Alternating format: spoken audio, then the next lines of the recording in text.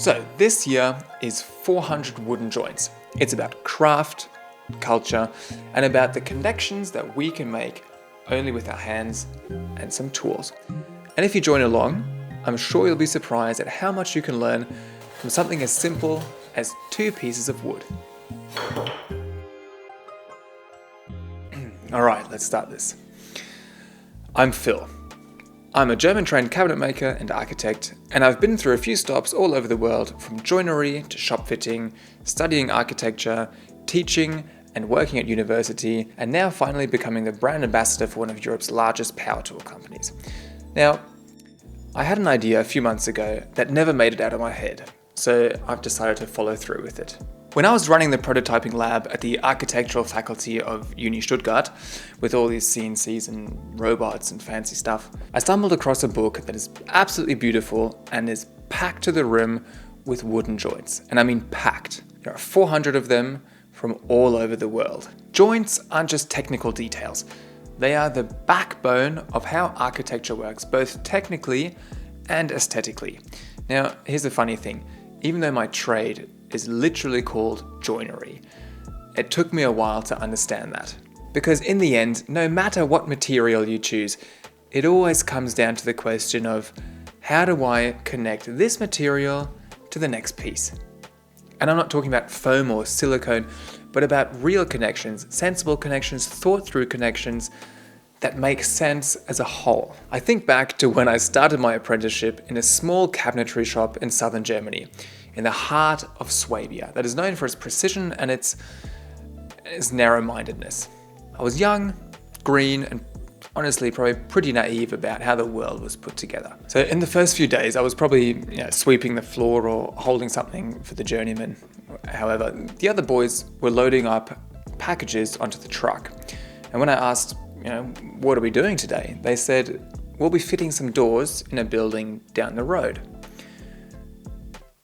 And that's when it struck me. Up to that point, I had seen doors as part of the wall. I hadn't seen them as a separate part that you can fit into a hole in the wall. They had always just been a part of this unit. It blew my mind. So I realized the door isn't there to begin with. What you first need is you need a hole in the wall. You need a frame that you maybe make yourself. You need a door. You need to put in the frame. It has to be level. You have to hang in the door. You have to make sure everything fits, looks nice. And if you've done your job well, then nobody will question it. It's a no-brainer. It's just there. It's part of the wall. It's become a unity that people use every single day, and they won't think about it. It sounds stupidly obvious now, but in that moment, it really hit me that the world around me is not doesn't come out of a factory and is just there, but it's made up of a whole bunch of small pieces that are joined together. And that change of perspective really stuck with me, because on the other hand, that means that if you can learn how to join things together, you can actually shape the world around you.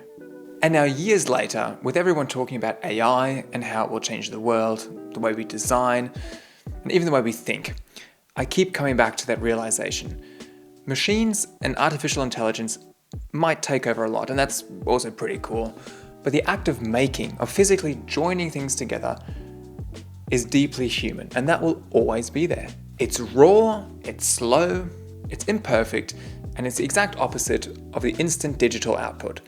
And that is exactly what gives it its value. So this project here is my way back to basics.